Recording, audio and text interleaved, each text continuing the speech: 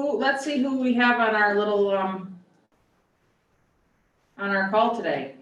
I have Tracy, Emily, Keiko, Steve, Demetrius, Hello. Dave Goodness, Danielle, Jackie, Bill, and Danielle.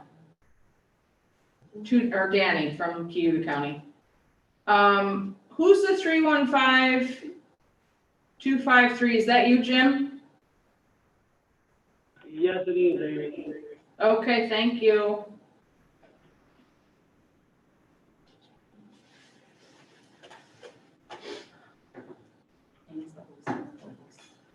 Yes, apparently. I don't know why, but we have two of us. The hostess will be hosting, so don't. It's working, I'm not gonna change it. So can you guys hear us okay in the audience? If somebody would just unmute and let us know, that'd be great. Yes.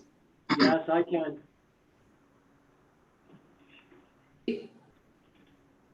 Is that you? Hello? Who are you asking for? Why are we not gotten new sound Oh. again? Amy, who did you want? Hello, can you hear us? Yes, we can. Yes. We can hear you. Tracy, can you hear me? Yeah. You can, we can't hear you. What is it after speaker? Huh? What is it? So if you're on, Say that again? click that arrow. Same as So system when you go says. to options, on your options. Computer audio or leave computer audio. Yeah, I think you want to do that. Let's leave it and see what happens.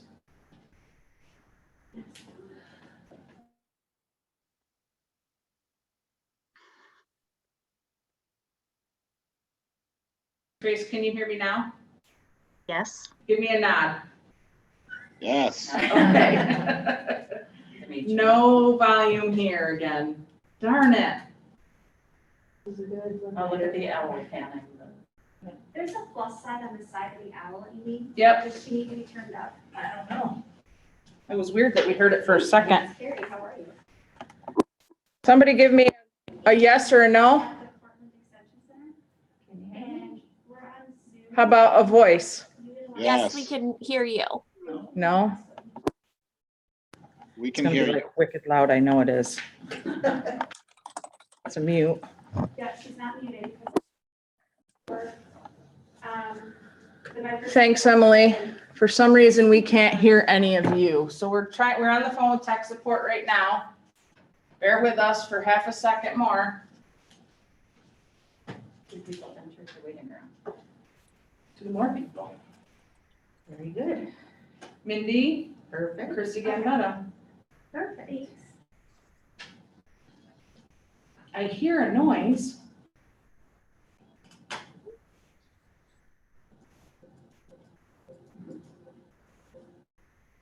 Where's that coming from? Can you hear that? Yeah, it sounds like the computer. It's all the way up. We just said for some reason the system's not recognizing the owl as the speaker. Can somebody give me a yes or a no? Yep, we can hear you. Okay, Yay, thank you, Emily. So we got it. We hope it's. We hope it's working Don't now. touch anything. Don't let anybody else in. Great, good morning, everybody. Okay, well, I think it's. We think we have everyone Can now. somebody talk again, Amy, just for sure? Emily, can you give me a verbal again? Hello, hello. Hello? Thank you. Okay, yeah, for some reason now it's. All right, we'll call this meeting to order. All right. Because when they went to, Shall we officially call to order the meeting? It is 8:10.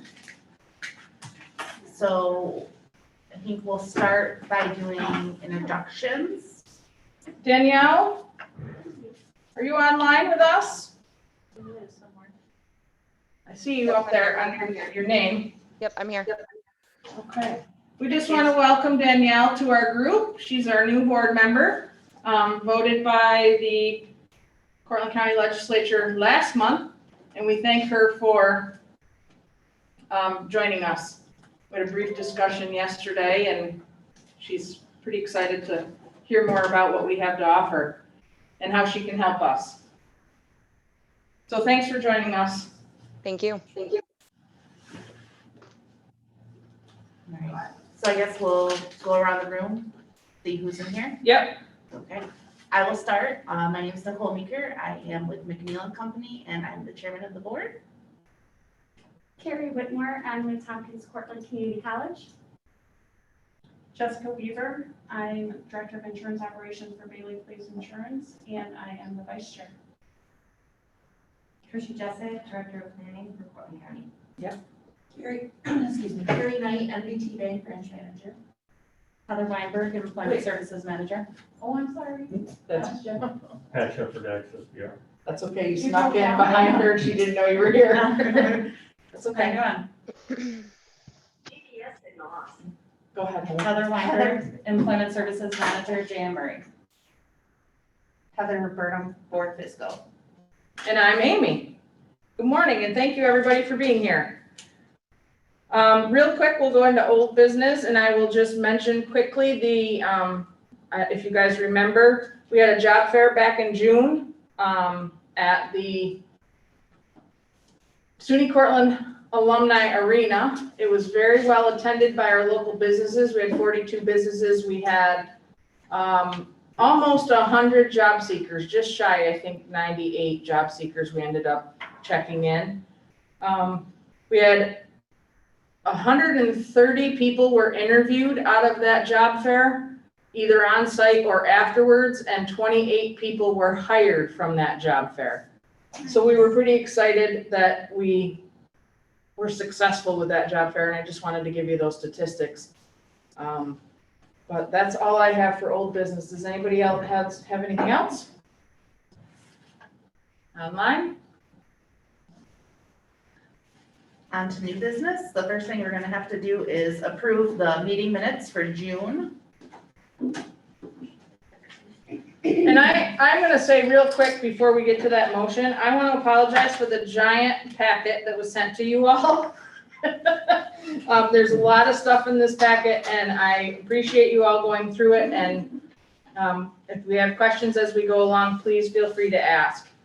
But we're on to our approval of the meeting minutes, and in our local room, we just had Shannon Phillips walk in and Brian Noteboom, just for those that are online viewing.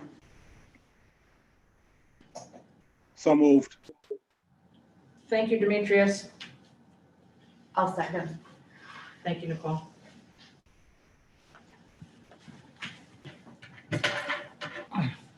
All in favor? Aye. Thank you. Any opposed? So carried. And then we'll go right into the resolutions, Nicole. All right, so the first resolution for approval is the preliminary budgets for the 3 offices. So let me just give you some clarification. Resolutions 6 and 7 were previously approved by the executive committee. So back in the end of June, because we had to have a preliminary budget to start the fiscal year July 1. So the preliminary numbers were approved by the executive committee, as well as the transfer of funds. I don't know if you guys want to make that a consent agenda and approve both of those at the same time. And we'll talk about the budgets again, the revised budgets, next on the agenda. Anybody?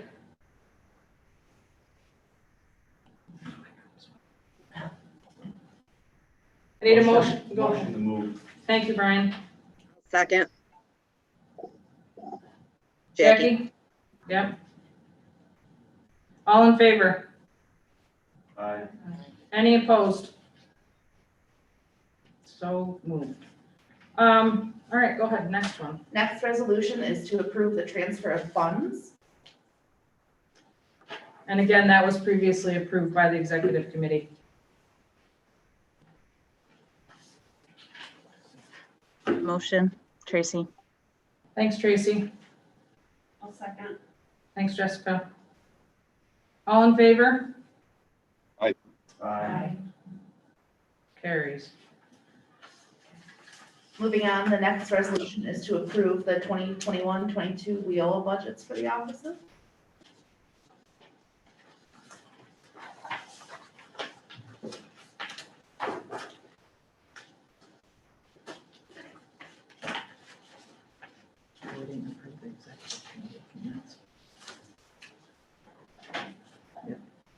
Anybody have any comments, questions, concerns? We're into the actual WIOA budgets for the 3 offices, Cayuga Cortland, Grant Administration Office, the Cayuga budget, and the Cortland budget. You should have those in one of your PDF documents.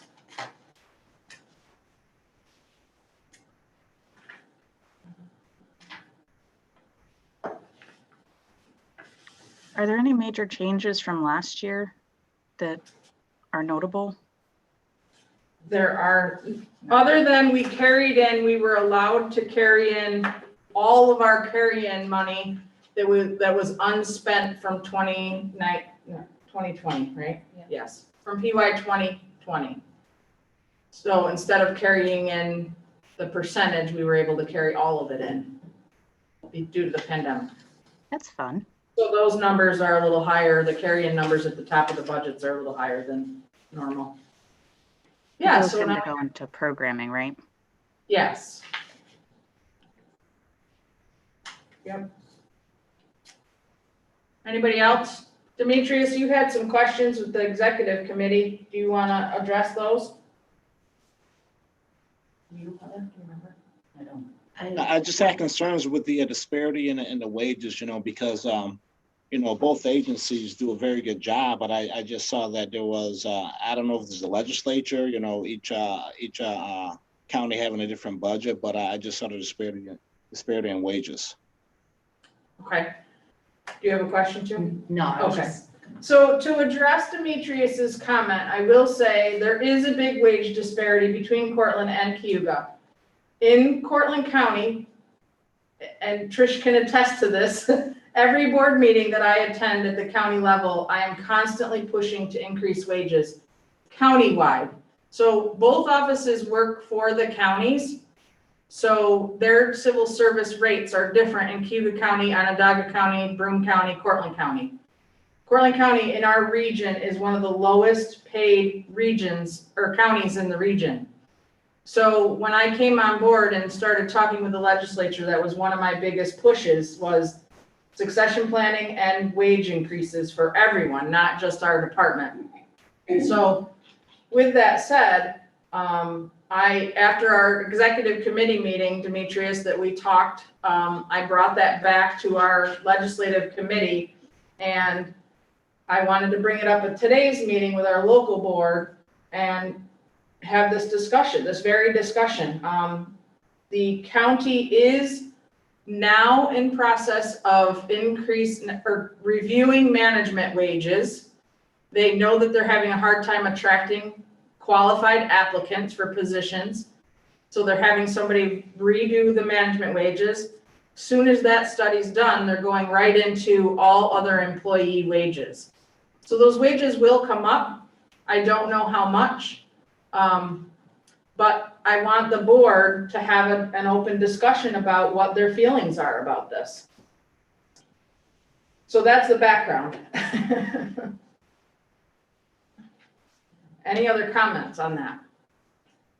I think that unfortunately for the county, they're having a really hard, Amy, Hang on one second, Jim. they're having a really hard time recruiting for a lot of positions within the county.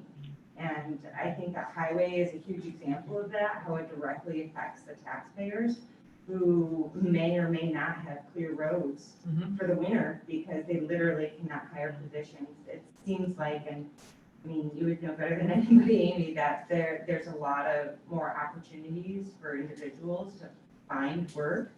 And because of that, I think that they can be a little bit pickier, and Cortland County is not offering competitive wages. Right. now. And the county now sees that. They've heard it enough. Their department heads are complaining enough and then over and over.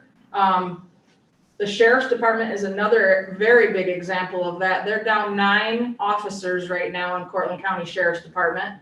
And like Trish just said, the highway department, they're struggling with whether or not there's some roads that are gonna be, late and getting plowed this winter, and that's not a good thing. So they are looking at it, but go ahead, Jim. Well, I just wanted to make sure that the board knew, in Cayuga County, we hold the DSS contracts, and that's paying a big portion of our salaries. Right, Jim, that, I understand that, but you have a salary rate set by civil service in Cayuga County.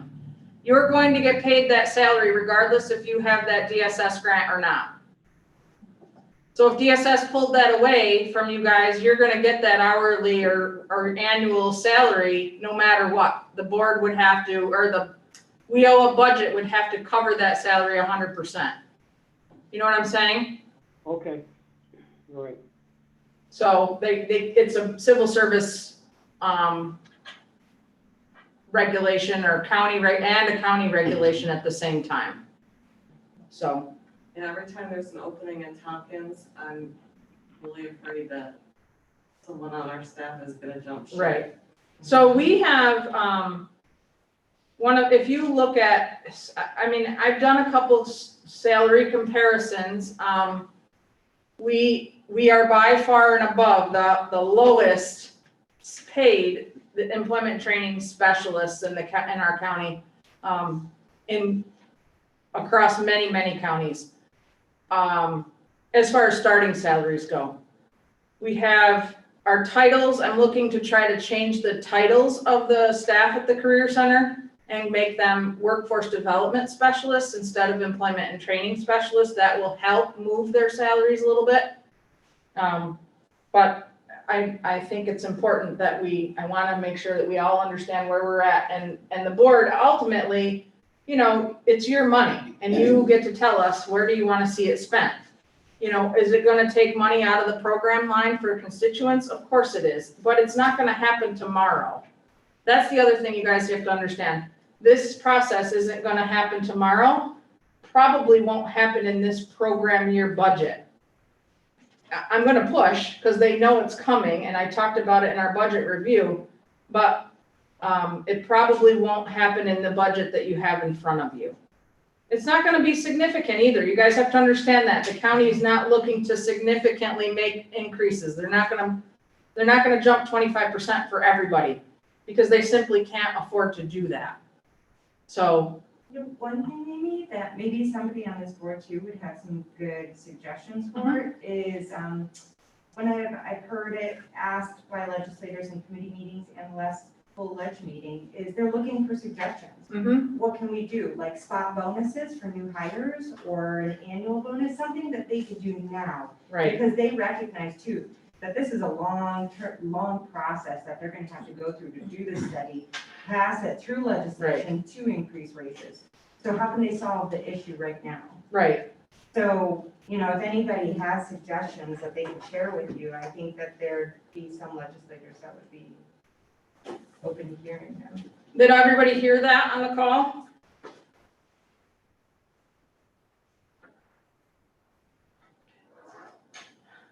Thank you, Trish. I appreciate that. Is there anything else anybody has to offer in this topic? Demetrius, thanks for bringing it up. Amy, can I ask you a question? Of course you can. This is Bill. Outside of your staff, because I know I was quite amazed when you said that your sheriff's department deputies were paid lower than Cayuga, because Cayuga is not even paid a living wage. They strap a gun on their side every day and go out and protect the county. So is your sheriff's department and your public works department, are they union? Are they CSEA or are they non-union? They are union, yes. Eeks. Yep. Okay, something's wrong there, because I know the county does not overpay. That I know a sheriff's deputy quite well, and between his wages and his benefits, he can barely support his wife and his child. So It's got to be really bad in Cortland County, because Cayuga County is not good. And I think any elected branch that think it's cool to pay that way should be ashamed of themselves. I see my friend Steve Woodard there, and Steve's been in our executive board meetings when I'm on the BOCES board, when I've had issues with what we pay some of our BOCES staff, when we had to increase our salaries because they had fallen below the state minimum wage rate. So that's something that everybody needs to look at. So good luck with that down in Cayuga, or down in Cortland, I'm sorry. Right. We're just talked yesterday about the cleaners. So the cleaners for the county, I made the comment, for $13.50 an hour, they're paying the cleaners to come in as a brand new cleaner for the county. They can go to Walmart and start at Walmart for $19.50 an hour in Cortland. And I don't know why they would come to the county and apply for a job at that rate, That's disgraceful. That is disgraceful. It's absolutely disgraceful. Thank you for your input, Bill. The head of personnel, Lori, and that's the huge portion, is the lower grades in the union contract Yes, are going to be lower than minimum wage. right, So when they bump them up, everything's gonna have to move. exactly, And yes. So they know they have a big problem, and they know that they're trying to address it. They've asked me to sit in on some meetings, and talk about what they can do and how they can, work through some of this, which is, I'm thankful that they've asked. But I told them, I said, I'm having a board meeting in September, and I'm going to hopefully bring this up as a discussion. And you can use my department as a guinea pig if you'd like. So we'll see how that transpires and moves forward. But I thank you for your comments. Anybody else?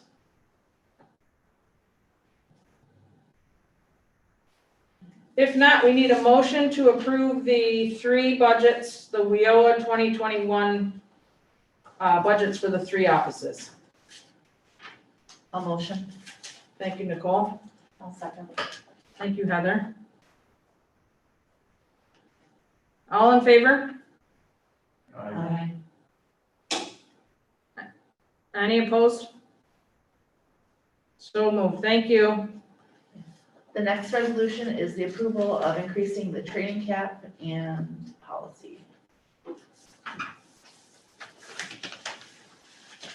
Does anybody have any questions about the ITA training cap? I'll give you a quick overview before we get started. So as you know, training costs go up, salaries go up, everything goes up. And being that we were able to carry over some of our PY20 money, we wanted to look at increasing the training cap from $5,000 to $6,000 to offer people more incentive to go and be upskilled for their next career pathway. And if we do this, the ITA policy is attached, and that would have to then be updated to increase and make the change in the policy as well. That's why it's attached. There's no other changes in the policy other than the money piece. So what that means is we would pay a maximum of up to $6,000 for somebody's approved training course. So if you're going to HVAC training at BOCES, Liverpool BOCES, it's going to cost $8,700. Is the total cost. We would pay $6,000 of that, and the student would have to come up with the $2,700 through either Pell grant or out-of-pocket cost. So that's just an example. Any discussion on that? Any further discussion on that? I'd just like to add that for a lot of people who attend these programs, that extra $1,000 in addition to the grants that they get from the state would prevent them from having to take any student loans, which obviously is a good thing. So when we see people and talk to them about their training grants, we're constantly trying to encourage them to not take out a student loan, because the purpose of you coming to us is to help avoid that, and we don't want to put you further in debt by having you take a student loan out. So that's, one of the benefits of using our program as well. Anything else? Amy, when was the last time this was updated? Right before I started, I think. So it's been a few It was, years. it was $3,000, and then I think right before I started in 28. Say 14 or 15, we increased it. No, it wasn't that long ago. I don't think so. I think it was, because we were at 3,000 and then we went to 5,000 right before I left that position. Really? I always remember it being 5,000. Yeah? Well, see, I lost a whole year That last year, was so. 2015 though, so. it So wasn't 2015 possibly. That long ago. Well, probably makes sense to update it then. Yeah, yeah. So I think that, go ahead. Do you suspect that this is gonna, so obviously it's gonna reduce has the overall pot grown, or is this potentially gonna reduce the number of people that can take advantage of it? Well, the overall pot did grow a little bit, by carrying in that money, but Heather did a little bit of math. I don't believe we brought those numbers with us. I think we will definitely be able to serve more people because of the pot being a little bigger. And just depends on the training they choose too. In Liverpool, BOCES, the training is, like I said, $8,000. If you go to Cayuga and BOCES, it's $5,000. So if you go to TC3, then you're looking at a 2-year program, you're getting $6,000 knocked off your 2-year program, or a micro-credential program. So With the way the budgets are now that you guys just approved, there's roughly money in there to fund around 60 people. So, and not everybody's gonna get 6,000. because not Some- everybody needs it. Right. They're gonna apply for financial aid first. And then whatever financial aid doesn't cover, then we cover the rest. Thank you. Yep.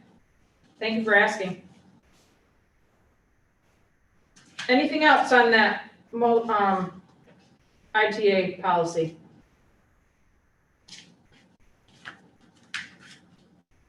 All right, we need a motion. And you're approving the ITA increase and the policy itself So moved. all together. So moved. Thank you, Demetrius. I'll second. Thank you, Jessica. All in favor? Aye. Thank you. Number 10? Did you wanna see if that was closed? Anyone opposed? All right, so moved. Okay, we'll carry on. The next resolution is the approval of the revised supportive services policy. So the revised supportive service policy, again, going along with the ITA training cap increase, the supportive service policy, the changes were made. If you look at the recommendation, changes were made to update the policy to account for the change in the New York State definition of commuting area and the commuting distance for transportation reimbursement. We have to go by the New York State guidelines. So that was changed a little bit. And while we were changing it, we went and looked at the child care reimbursement rate. As you know, child care is a huge factor as to why people aren't going back to work at this point. Those of you with children know what the cost of child care is. It completely blew my mind when we were reviewing this policy. I had no concept. And I don't understand how anybody is working and going to have children. I just can't comprehend it. So we increased from $80 a week per child, right? Yeah. To $120 per child for those people who are participating in our program. So if you look at the chart in the policy, a maximum weekly payment for child 1 is $120. An additional child will be an additional $90 on top of that. So not to exceed $210. I asked someone who has children in daycare, they're currently paying $225 is what I just got done. Yes, $225 at SUNY Cortland for a toddler, and then $250 for an infant. So I think increasing it to that is a little more with the times. Does anybody have any questions on that? Do a lot of people take advantage of them? No. So it's Because, fair to so Heather's question is, do people take advantage? The problem is, we are a funding source of last resort, so they have to seek funding from elsewhere. And Nicole knows from her previous job, if you're receiving subsidy from social services, and some people are eligible for a childcare subsidy, they'll pay the subsidy first, and then whatever's available on top of that, we would pay. So that is an option as well. There a max on the amount of children? Or I don't. No, I don't. 3 children and take care, and I'm like, oh, wow. Even just one. No, I don't think so. You put one in. No, I don't think there is. Do we Go ever ahead. run out of money on this line? Like, is it ever oversubscribed? It has never been overspent because we don't have a lot of need for it. So where I see the need coming in is if we have an out-of-school youth that comes and is looking for training who is a single parent and doesn't have any other means of support. However, they would then be referred to social services and likely they would qualify for social services as well. And that's where that's how it's a win for everybody because they're gonna get partial payment from them and partial payment from us. This is a great catch net because sometimes Yes. that low income daycare subsidy doesn't, and they still can't pay like their co-pay portion, so Right. this is a great filler. As long as people know about it. Right. Yeah. So looking at it, it sounds like you've kind of figured out what that gap is, and that's where you came to that number as opposed to just going all the way, Right, covering 100%. right. Got it.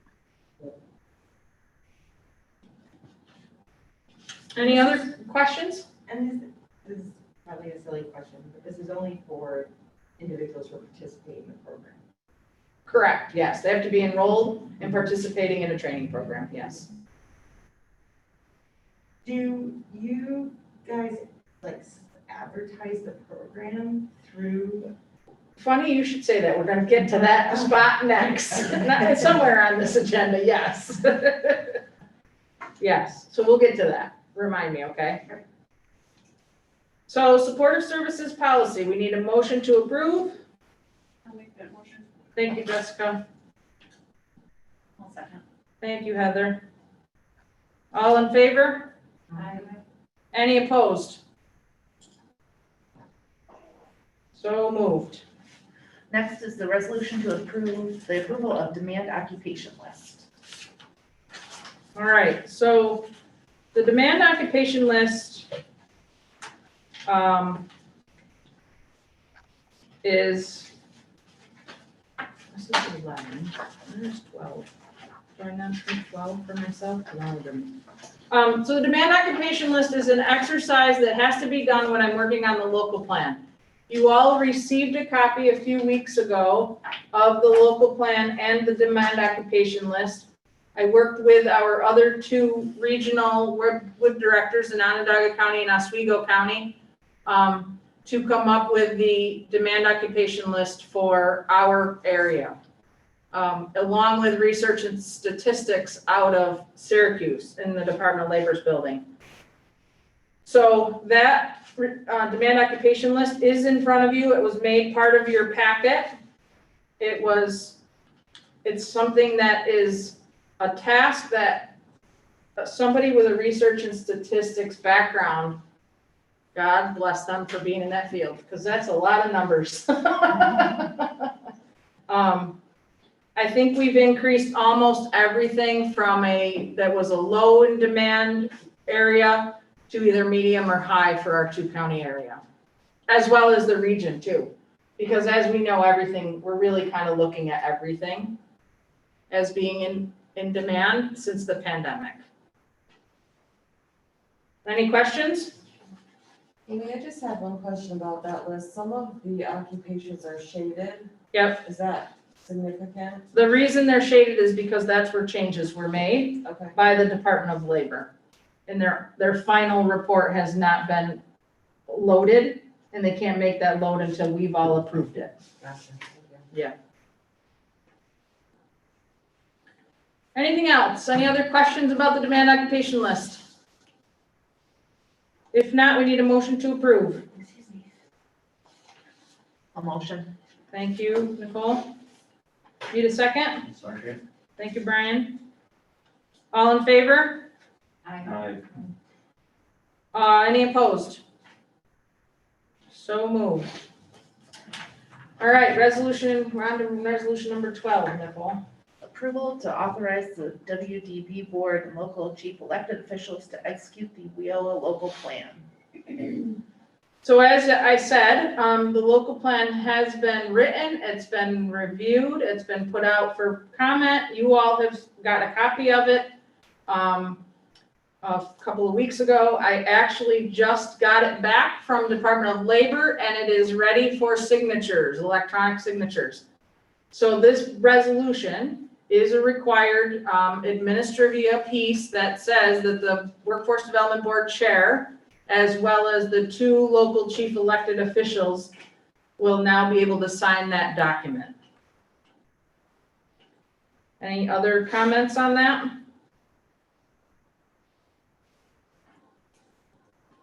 If not, we'll make a motion, we'll take a motion. A motion. Thank you, Nicole. Need a second? Anyone? I'll second. Thank you, Carrie. All in favor? Aye. Any opposed? So moved. Go ahead. Resolution is approval of basic skills deficiency policy. All right, so the Workforce Innovation and Opportunity Act requires, based on the local plan that we wrote, it is now required to have a basic skills deficiency policy, and it has to be included in the local plan. So I have a draft that is attached to this resolution that basically talks about the youth has to have English, reading, writing, or computing skills at or below the 8th grade level, generally accepted on a standardized test that any local school district would administer. They're unable to compute, solve problems, read or write, speak English at a level necessary to function on the job, in the individual's family, or in society. The state or local board must establish this policy in respect to its state or local plan. And in the plan, or in the policy, it talks about acceptable assessments, and it's based on assessments that are offered in local school districts. Any questions, comments? How do you get proof of that? Proof of what? That they've been through the basic skills deficiency, you know, like. how So you when a prove- student comes to us or a staff member, they'll call the school, get a copy of their report card. Any IEPs that come in or that are on file with the student. And copies of testing Yeah. that's already been done. Yep, right, Shannon? Yeah, but those documents don't say that. I mean, it would be very unlikely that you would get an IEP that says this student reads below an 8th grade level, and unless you know how to interpret the Right. specific tests that they give in special education departments, we would not have a very easy time making that determination. We used to have the ability to administer the Right. TAPE test in our office. We don't have that ability anymore, and it's kind of too bad that we don't. I'm not sure how we could really get that. Well, I think what the policy and what this other areas are using is they're asking local school districts to provide documentation in a new. So we might have to ask more specifically. For that I documentation. mean, we don't see a lot of out-of-school youth who fall into this category. Bigger cities, you're gonna see a lot of that happen. If we did, we would take the measures necessary to get that information. You know, even if it meant possibly sending them to the adult ed class at BOCES that they're doing once a week in Cortland, you know, something like that maybe. But yeah, we just don't see it a lot, and we don't use this. Right.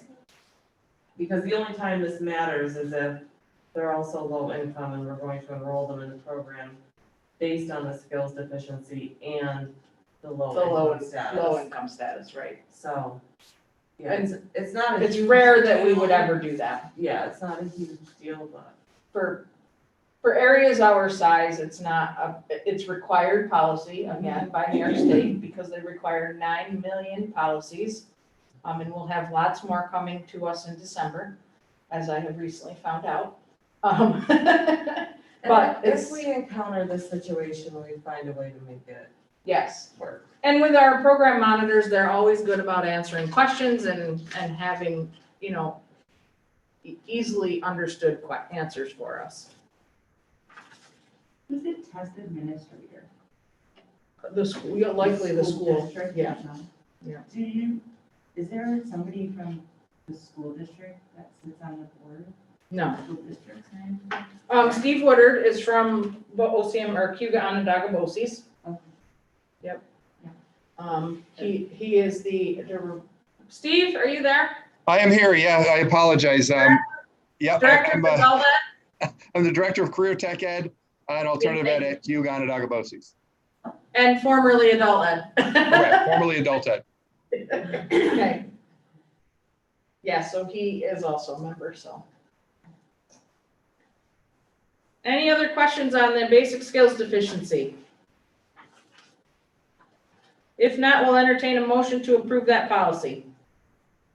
I'll motion. Thank you, Carrie. I'll second. Thank you, Jessica. All in favor? Aye. Any opposed? So moved, thank you. Okay, so the next is the budget report, review of expenses for 21-22 office budget. So I don't really have much to report on. That was basically bringing the budgets forward and getting those passed.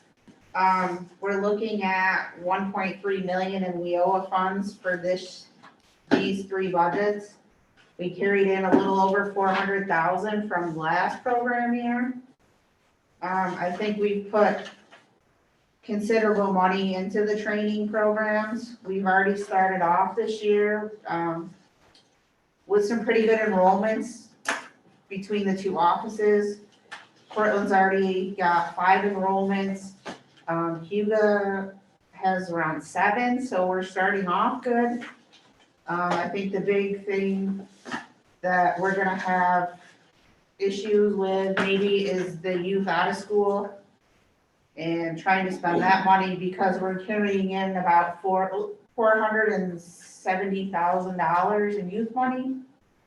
And they're the hardest to find, the hardest to serve, so one of the other things Amy wants to talk about today is a way to spend that money. And I know that Shannon and Kelly and Amy and staff are gonna try to brainstorm some ideas on how to spend money, youth money, so if people have ideas, we'll take them. Thank you, Heather. Does anybody have any questions for Heather in her report? Okay. On to, real quick, we'll just mention that there's a second job fair being planned. My office, the Career Center in Cortland, the Cortland County Street Beaters Group, is planning the Fresh Start Fall Job Fair. It will be hosted on September 22nd from 3 to 7 p.m. at the J.M. McDonald Sports Complex. When I leave here today, you're all going to get a copy of the job fair flyer for businesses to register. If you are a local business or you know of a local business who would want to participate in this job fair, registration is ongoing right now. There's no cost to attend this job fair. We would love for you to be there and represent your local business. And I will send that registration packet out to you this afternoon. Again, the registration timeframe is right now, and the time of the job fair is from 3 to 7. And we chose that time based on the June job fair, and the businesses that attended that job fair did a post-job fair evaluation, and they all recommended that we host another job fair during that time frame. They loved it. In fact, they all wanted it to be expanded by 1 hour, because they felt like the people that were already working or underemployed didn't have a time to get out of their job at 5 o'clock and get over to the sports or to the ice arena before everybody had already packed up.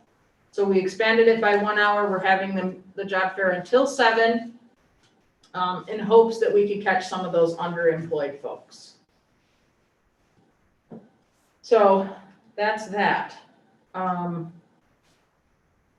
Committee reports, board maintenance, we'll have a vacancy on board maintenance as Jason came off of the board in June. So we'll need a replacement there. We have an opening in, Danielle will have to pick which committee she wants to join. Her eyes kind of lit up when we talked about the youth program, which that's her background from the William George Agency. So we'll talk more about that. Planning and operations, this is where the conversation comes in, and I would like to, I've talked to both Kelly at Cayuga County and Shannon about perhaps putting out an RFP for outreach. We can't say marketing in this program because it's prohibited. You can't use WIOA dollars to market your program, but you can do outreach for your programs, and there's a couple of areas across the state who have put out an RFP, and they've been very successful using a group called Purple Gator. They've been successful. They've had a return. I think it's wise for us to put out this RFP. It will help us spend a little bit of money without having to do a lot of extra work. Even if they bring us 2 out-of-school youth for each county, I think it's a huge win for our 2-county area. We're really struggling staff-wise. Jim is a one-person over in Cayuga County working the youth program. Shannon has 1 person in our area working the youth program, as well as doing all their other required duties in the office. It's hard for them to get out and go find these youth wherever they might be hiding. And I say that term hiding because they really have found a place where they don't want to be found sometimes. So it's proven to be a little more difficult. So I'm going to try to get the planning and operations committee together. I wanted to get through the board meeting and then sit down and figure out a good time that we can sit down and we'll look at this RFP that I have from another county and see what we should maybe change and finagle for us. Okay? Comments about that? How do you classify the out-of-school youth? Out-of-school youth are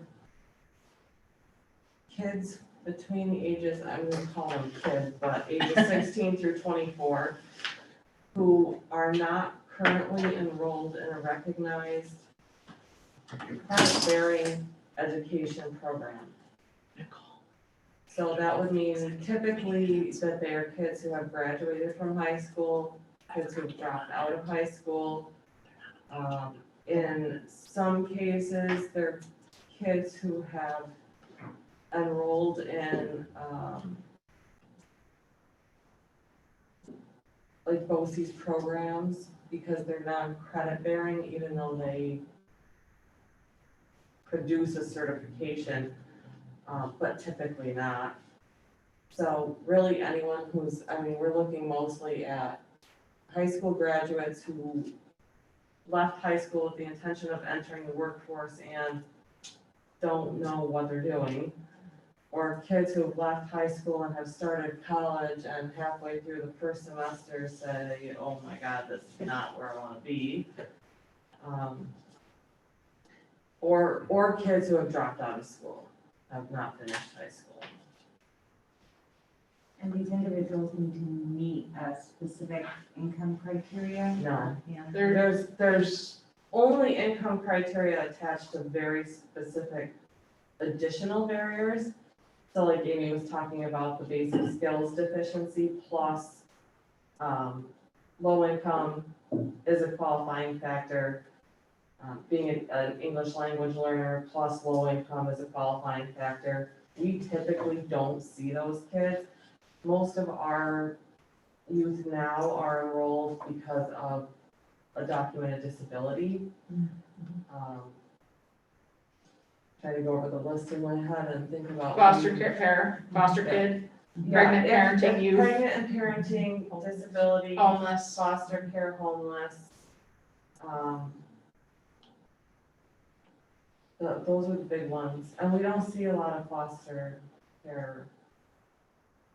We get a lot of referral from foster care units. Yeah. They don't generally, tied up in the juvenile justice Yes, system justice too. system. So we do get Someone on referrals from probation, the courts. Something like that. They don't generally follow through very well though, because we don't have any teeth in the program to keep them with us. You know, probation has some teeth, they have to participate in their programs.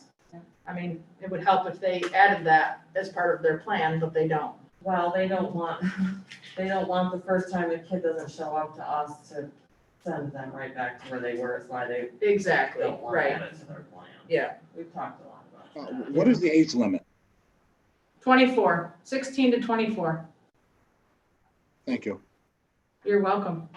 Yeah, so we can enroll them when they're 24, and once we have them, I mean, theoretically, they could stay in our program till they're 30, you know what I mean, if they needed to, and they were working with us and getting somewhere. I mean, hopefully we'd get them somewhere they needed to be before 6 years had passed, but, you know, we can, as long as they're 24 or younger when we enroll them, we can keep them past that age.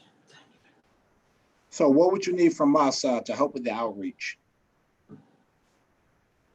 Well, we want some ideas as far as where are they located, where can we find these kids? We want to talk about this, maybe working on an RFP to work on some marketing because it's easy for me to say that, but I'm trying to get my brain tool to outreach and reach them and get them directed to the programs. The other thing that we talked about extensively yesterday with a couple of staff people in Cortland was the staff really need to start looking at a more, they have to package their program more attractively, if you know what I mean. So their program currently, we have a brochure that talks about our program. A kid doesn't want to see a brochure. Like, they don't want to see that. They want to see TikTok videos. They want to see Snapchat videos. They want to see all this other stuff that we aren't doing. Social media. And They don't want to see TikTok videos about our program. well, they do, because that's what some of them have been saying, and that's where some of them are. They're all online. You know what I mean? There, but I So, don't see how that I think works. one of the things we talked about extensively was asking current participants to help give us some ideas. Where are your friends? What are they doing? What are they interested in? What would draw them here? But we have to be able to package, you know, how we package our Christmas holiday gifts in nice, neat, pretty packages with pretty ribbons and bows. Something has to attract them to come to us.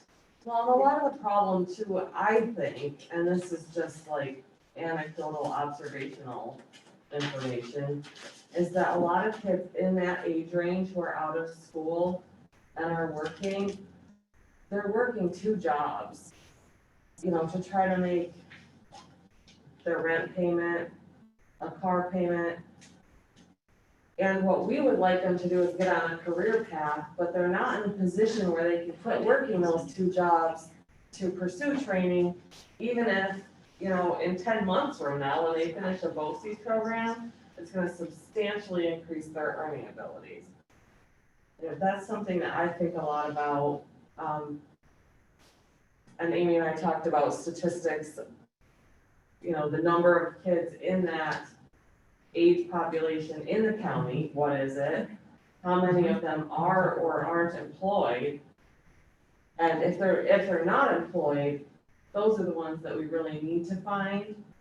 But those who are employed and might want a better way forward sometimes are stuck. So we don't really have a way to address that. I know so many young kids who, you know, have plans for a career path and then get pregnant. Yep. Or, you know, Yep. and then it kind of, they have no Yep. options. They have to Right. just. One of our other dilemmas is we really need to get businesses on board, Demetrius. This is another thing that if you're talking to your business partners and offering opportunities for young people. Thinking about back when you started your first job, think about that mentor or that boss of yours that really kind of took you under your wing and gave you what you needed to be successful in that first job. If it was your first job, maybe it was your second, third, fifth job that it took for somebody to really find that niche. I mean, I think about that person that I had when I started working, and it's like, that's who we want. We want a business person who will be willing to take on some of these youth with some additional challenges to really give them and show them and make them a well-rounded individual for our community. So that's helpful as well, as to, you know, we're gonna need employers to step up and help us, you know, be willing to take these kids.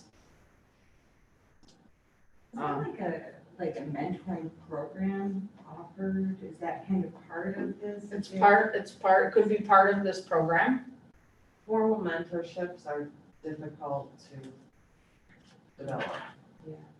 So, I mean, mentoring is one of the program elements that we're meant to offer, but we can't be their mentors. We have to create like this formal mentoring relationship with somebody else, you know, an adult and whatever, usually in a career.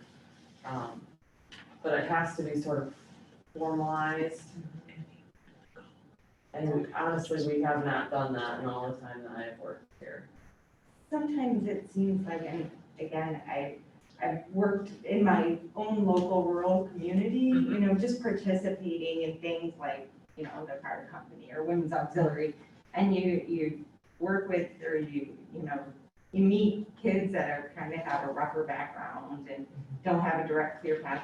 They seem to be really receptive to like one-on-one, just talking to them, like advice and kind of a little bit of hand-holding, like, you know what, this place has a job opening, here, I'll help you, let's sit down and fill out the application together. It can be a little confusing, and I know that that's a lot of what you guys do, but I know it's also a lot of, it's overwhelming. Right. And it's recognizing those kids first, right? Because they don't know to come to you, or they won't, or they don't.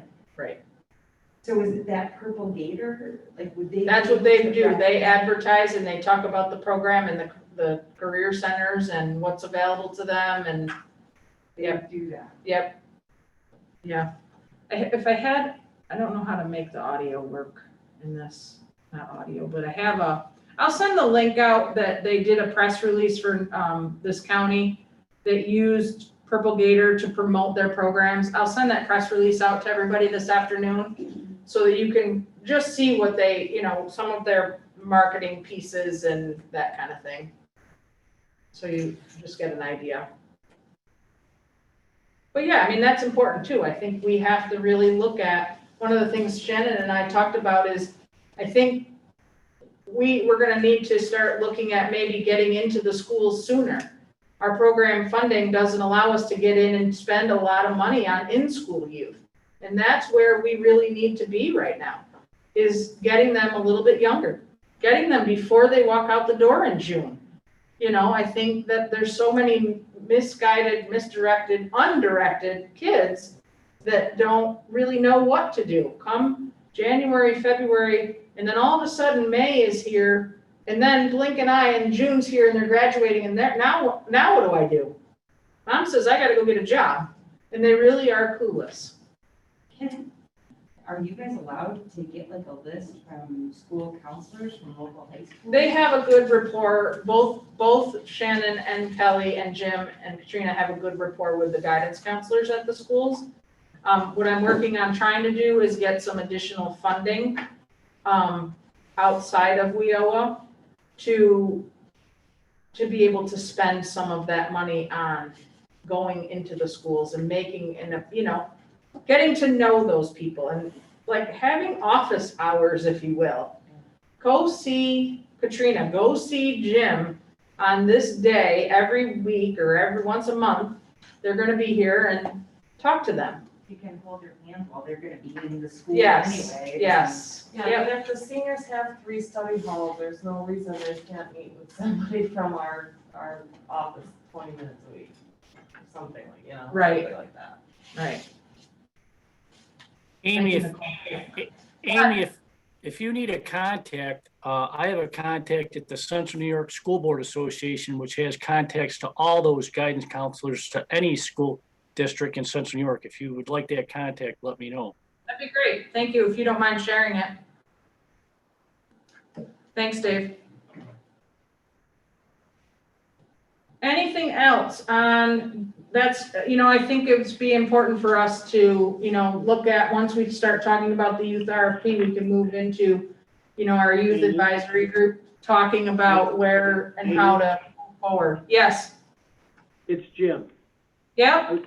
One of the other real challenges at this point is, it's never, ever been any easier for a kid that wants a job to get a job. Whether it be for $15 an hour at McDonald's or, $18, $19 an hour at Walmart. Of course, right. I think that's a challenge for us, and everybody's looking, everybody's desperate for help. So, like I said, it's never, I don't think, ever been this easy for a kid who wants a job to just go get a job. For the kid that wants a job, correct, you're right. It's those kids that don't know how to go get a job that we're really, Well, and we don't just want them to get jobs. We Right. want them to get on career paths for lifelong. right. I mean, the McDonald's job is good, but But Shannon, like you said yesterday, it's like I met with a kid yesterday, and, he had applied for a WIOA position, trying to get a job, and I talked to him, and I think he was, his PO, I think, made him, because he told me that he was working under the table with the guy downstairs from like 7 in the morning till 8 at night, just doing lawn mowing jobs and landscaping, and he goes, I really can't, he goes, he helps me with rides, he helps me with food, he goes, I don't feel comfortable just leaving that position. And then the guy, he's being evicted, so he's worried about his house, where he's gonna live shortly. And like you said, Shannon, they have a lot of other issues, and he wouldn't, I was trying to get him to commit to some kind of career and getting back into a GED or a TASK program. And, he goes, right now, he goes, I can't do it. He goes, I can't leave this guy, that's helping me out with, all kinds of other things. So he's working under the table for this guy. there's so many problems with the system, Jim. Right. You're absolutely right. That kid leaves that great, I want to say gravy train, it's not, but that sustainability right now, and then what? He comes to us and that guy kicks him out or says, no, thank you, and no more food for you. Now we got a participant that's gonna have to go to social services and go live in a motel? What? Sure. Yeah, I couldn't get a Right. call. I gave him my Or card. get sent and to I a just- homeless shelter. Yeah, I just gave him my card and I said, well, when you're no longer working for the guy downstairs, I said, call me, and I said, I'll help you, because he didn't want Right. to help yesterday, Right. Yep. Yeah, kids who are in survival mode have a really hard time seeing their way towards a future that's, even if it's within the next year, that they can accomplish something. If they don't have transportation, if they don't have housing security, if they don't have food security, none of what we Sure, have matters. That makes sense. Yeah, and that's what this kid was talking about yesterday, he doesn't have any transportation other than the guy downstairs. The guy downstairs was feeding him sometimes, I think, while he was working for him. Yeah, there's a lot of different issues that override the fact of getting ready to make a career choice. Right. You're really asking them to take a leap of faith. Yes, of course. You know? Yep, a big leap. Yeah. Yep. Great dialogue. Thank you all for that. What we think we should do is maybe get we'll get the youth advisory together and have some more dialogue about that and maybe talk more about that. You have census numbers, right? I do. Okay. So that's the next step, is we need to look at the census numbers and where are they and how many people are we looking at or not looking at? How many did they drop off by and that sort of thing. So that's, Mine went down a little over 5%. yeah, But figured. different municipalities went down. Yep. Any range up to 15% in some of the Yeah. towns. So we'll look at that in a week or so and get some of that data from you. Thank you. I'm gonna quickly go through my director's report. There's not much more on it than what we've already talked about. And COVID pandemic is affecting the way we do business immensely. It's affecting the way all of you probably are still doing business. Our job seekers, our business customers, how we're serving them, how they're serving others. How is our local economy reacting? Everything is still kind of in a flux. I think, now that everybody keeps saying now that unemployment is over, it's, people are gonna be knocking down your door to get a job, and that's not, we've talked at great length statewide that that's not really gonna be the case. And initially that was what the fear was, but I think we will start seeing more people trickle in. I don't think it's gonna be, the floodgates are gonna be open, but I think we will start seeing some. Both career centers are serving customers in person as well as virtually if the customer prefers. The office is open to walk-in traffic effective August 1st this year. 1 year ago, they were open by appointment. Most customers are still kind of making appointments to be served because that's what's convenient for them. But they are not, I don't think they're turning away walk-in customers. Not unless there's simply no one to see them. Right. So that's working out well. Our New York State Department of Labor partner staff are back in the offices. However, they're not able to see customers in person, which kind of puts a lot of burden on our employment and training staff. So not only are they doing their everyday jobs, but they're still also seeing all the walk-in people. They're answering all the UI questions. Those staff people have the option of working remote 2 days per pay period, which is every 2 weeks. So they're in the office 4 days a week and they're home 1 day a week. In the Cortland office is currently down by 2 New York State Department of Labor employees. One retired in December or November, something like that, and one is out on extended medical leave. They do have authorization to fill. I believe the canvas and the fill date they're working on interviews. They also are down manager, they're down a supervisor. So I think statewide, they're really looking at ramping up and trying to get interviews done. Mindy has been great in filling me in and keeping me posted on what's been happening with that. As you know, the MOU was submitted.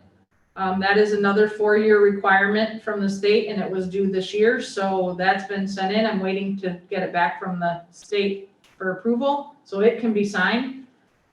The local plan was submitted and it is ready for signatures now, as we previously talked about. We have 2 street beaters groups that are meeting, one in Cayuga County, one in Cortland County, and they've been having some great dialogue in both areas. Cayuga Works had a healthcare career sector job fair in July. They had, I think, 6 or 8 businesses. I'm sure Jim will speak to that in a minute. And then I talked about the previous job fair in Cortland.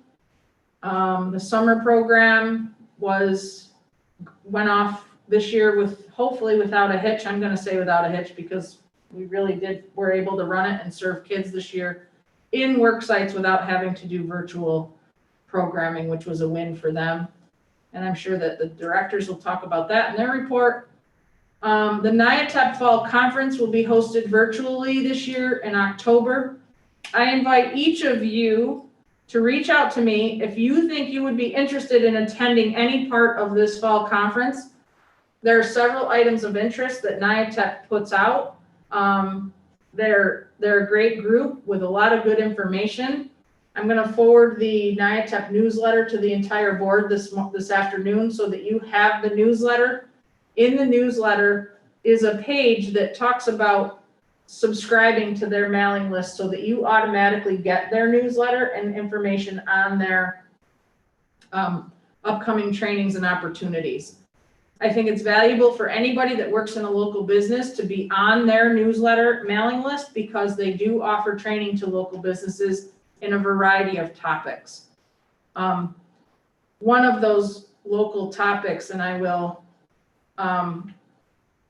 they work with a partner program called Level Up, and there's some trainings that come out of there that, oh shucks, I was going to try to open it.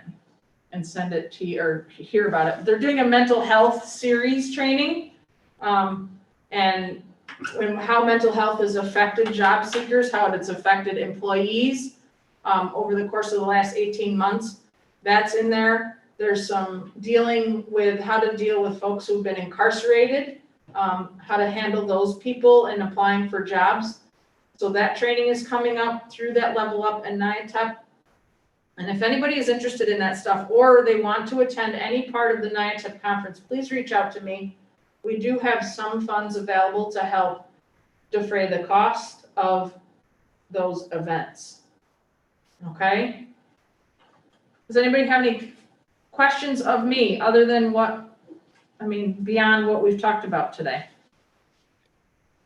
I have one, Amy. Yes. Could you tell me if the Department of Labor is making individuals that are on unemployment insurance look for work now? Because prior to this, under the COVID restrictions, no one was being made to do that. Is that still in effect? You can still. I can tell you what I believe to be true. Mindy, are you on the call? Hi, Amy. Yes, I'm here. Okay. Go ahead. You can answer this better than I can. So all of our staff have been taken off of unemployment insurance work, and we're back to doing career center activities. All of our appointments are done virtually. We are making them do reemployment plans and work search plans. The thing that's the kind of thing that we're waiting for is to be able to hold the benefits like we were before. Prior to COVID, if somebody didn't come into the center for their appointment, we would put their benefits on hold until they did come into the center. It's something that we've talked with management about, and they know that it's something that we need. So they're working to put that in place again. It's just a matter of time. I'm assuming it'll be by the end of the month. So it's good news. But yes, we're very excited about that. But the conversations that we're having with customers over the phone are that you need to be looking for work and ready, willing, and able, and your benefits may be affected if you're not doing that. So we're using that strong language right now. Yeah, and I'm not trying to, I'm just bringing this up for the purpose of, we talk about people not returning to work, and I'm not here to say whether one should or one shouldn't, but the formula has really been unfair to say, well, people have extra benefits, so that they've decided not to go back to work, and it's their choice or whatever. But if you, I don't want to say if you're made to look for work, if a certain region has 1,000 job openings and you have 1,000 people that are looking for work and say they can't find a job, there is another issue. It's an issue for the purposes of government taxes, which that's what they run off of.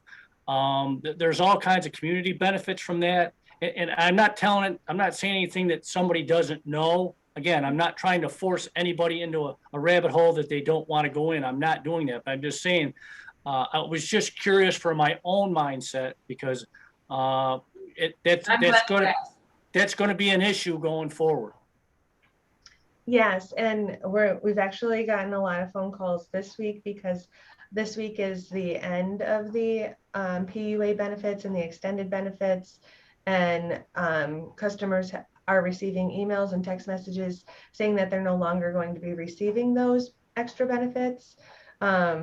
And so I'm assuming that next week we're going to even get more phone calls about that when they don't get the benefits, because some people don't check their email or don't believe text messages. But when that money's not in their account, that's when they really start to panic and will call us. So if anybody has any of that, I'm referring customers to our website, which tells them specifically that the benefits are ending and that they're only eligible for the first 26 weeks of unemployment insurance benefits. And if they've already used them, then they're not getting any more. But Mindy, the other stipulations are still in place, like not having to accept a job that doesn't pay a certain percentage of your previous salary. Is that Yes, Or- that's correct. They have to, when they're looking at a specific field, it has to meet the prevailing wage rate in that field. And that's always been the case, even pre-COVID. Thank you for that update, Mindy. That was great news. Yes. I'm like thrilled to hear that. We can't wait either. It'll make calling the customers a lot easier. There's a lot of customers that try to avoid our phone calls, and because nothing is happening, they keep avoiding our phone calls. So it's a way that we can get our numbers up too. Those of you that don't know, Mindy is our interim supervising employment counselor for the Cortland office. I don't know, her title is about 3 miles long. It's just senior employment counselor. Right. She's our supervisor right now in Cortland. And while they search to find another supervisor and a manager. So she's been great keeping us posted as far as what's been happening all during the pandemic. The dialogue has been wonderful and I appreciate it so much. So thank you. And Dave, thank you for asking that question. You're welcome. Thank you. Yep. Anybody else? I'd love to chime in. Go ahead. As far as the carpenters union, I've actually had 2 texts sitting here during the meeting of even our own membership that we could not get off the COVID couch is now calling and checking where's the work. And as you know, the construction season It's limited. It's limited. So I'm telling a lot of them, get on the out of work list. Right. Where were you when bulk of the work, July and August? Yeah. School work, we always have a gluttony of schoolwork in the summertime. Where were you then? So I'm gonna be honest with them, tell them get on the out of work list. Right. We recruited new membership this summer, new apprentices, and it's a shame, really is a shame that they all just decided to take the summer off, take a summer vacation. Right. So I don't want to expound too much, but I heard, discussion about the mentorship, and we do that internally. Once we indenture an apprentice, we all, as a membership brotherhood, we have to mentor them. Once they get in the system, I can't teach the soft skills, showing up, getting out of bed. But you can put your work demonstrate boots it. on, strap up, be ready at 7 o'clock. Young kids today can have the world right there if they just go to it. It's such a shame to see, even when I go to the career days and they don't know what they want to do, they're going to college, they're gaming, they want to be a software gamer. You just find those ones, we are finding them through both seasons, different things. They want to work with their hands, they got the world. Right. They really do. Yeah. So. I'm a big believer in demonstration too. Like you said, you can't teach, maybe talk about the soft skills, but you certainly can demonstrate, you can lead by example, and I think that a lot of people do that and do it very well. Hopefully they will follow that lead, I know there's hurdles with any. Of course job. there is, yeah. With ours, they have to have a high school diploma, they have to have a vehicle or transportation, because it's not always a walk, job sites change. So, yeah, there's some hurdles, but we're doing our best. Right. And I just wanted to talk about that, because kind of covering a couple different topics we talked about today. Yeah, thank you. Thank you. Jim, you want to do your report? Sure. Okay, the summer program this year I thought was a big success. We started with 49 participants. We had 43 finish. The exciting news for me is that we had 6 kids that got hired on, either in a full-time or a part-time, or will be getting hired on in either a full-time or part-time capacity. Booker T. Washington, we had a camp counselor that was hired on for the after-school program. And it's the Cayuga Community College Child Care. This kid that they had there for the summer, she got hired on to work at the child care part-time. She's a student here at the college, and she's working, part-time with them. I had a young man that's working at East Hill Medical as a laborer, and they like him very much, and, his boss told me that the plan is, as long as they get, as long as he gets his, permission, that they're gonna keep him. They're gonna hire him on. And, 2 girls in Moravia are, the head, the head of the maintenance, there had told me that they're gonna hire, 2 of the girls as substitute custodians, to get their foot in the door. And then I have a young man at, Auburn Junior High that has worked for me a few summers, and he's gonna get hired, he just graduated in June, and he's gonna get hired full-time as a custodian in the Auburn School District. And then last summer, I had a young lady that worked at one of the elementary schools in Auburn, and they loved her, she did a great job, and in March, she got hired full-time, and she's been there, and I just talked to the supervisor there, and she's doing a great job. And she's been full-time as a custodian at one of at the same elementary school she was at last year. So, very, very excited about the success, and the kids that, had really done a good job, and there were a lot more, there were a lot of kids that did great jobs this summer. Obviously, they're not all gonna get hired, some of them are going back to school, but, it was pretty exciting that, that we had 6 of them that parlayed the summer experience into, more permanent employment. That's always a good feeling.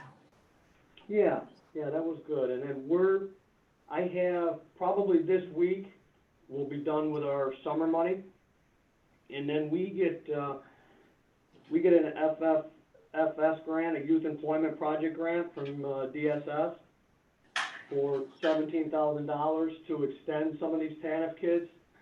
So I have 8 kids that are still working from the summer. So they're going to get an opportunity to make quite a bit of money this summer, or this summer into the fall. Thank And you. the kids that are in school will go, the 14 and 15-year-olds are allowed to work 3 hours a day on a school night.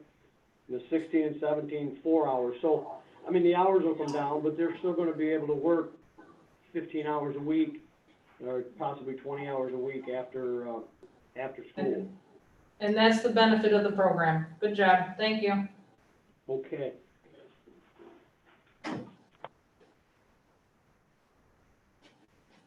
Is that all you have for Kelly's report?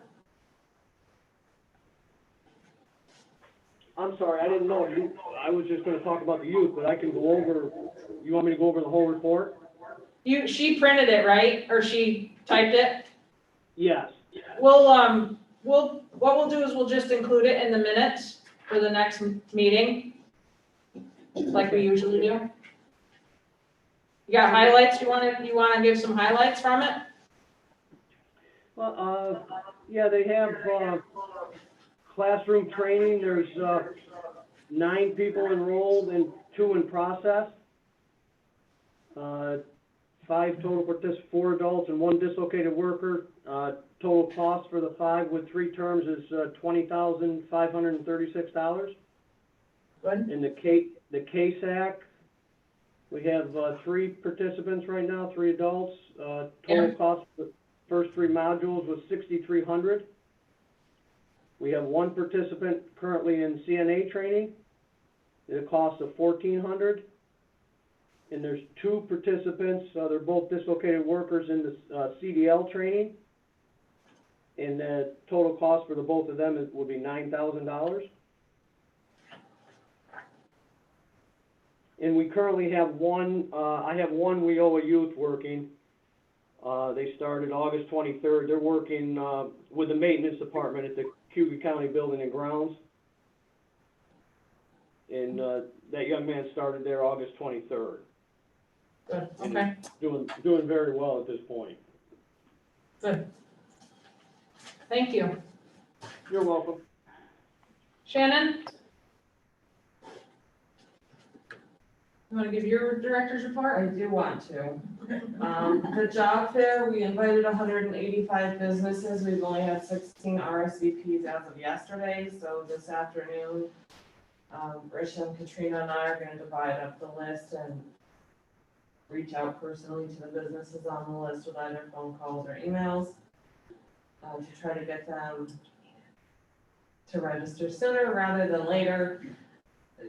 Even though this number is low, it's not particularly alarming because we had a lot of last minute registrants last time. Our summer youth employment program went well. We had 52 kids working. We had mostly younger kids. We had very few kids over the age of 16 because it is so easy for them to find jobs somewhere else, and we pay minimum wage. So unless they really, really liked the work site that they were working at, or they only wanted to work Monday through Friday, there wasn't a lot of incentive for the older kids to participate in our program. But the younger kids did participate and got a lot out of it. We only had 19 work sites, so we're starting now to work on recruiting more work sites for next summer, particularly those that can offer closer to 30 hours a week. Although we do have some kids who only want to work 20 hours a week, we prefer to have that higher number. Our WeO Youth program, we have 7 active enrollments right now, 3 of them in work experiences, one of whom is scheduled to be hired as soon as she turns 18 later this month. She'll be hired full-time. We have 1 in-school youth who's attending college at SUNY Morrisville.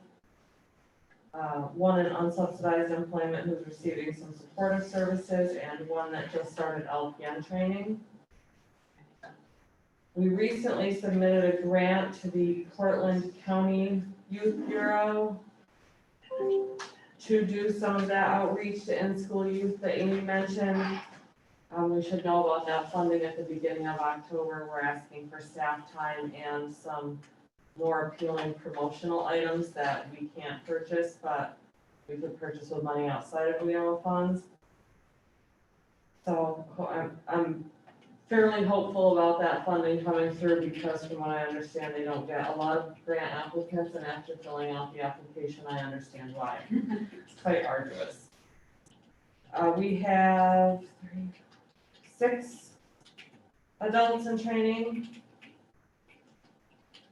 3 LPNs, so altogether we're funding 4 LPN trainings, which I think is great because there's such a huge need for that.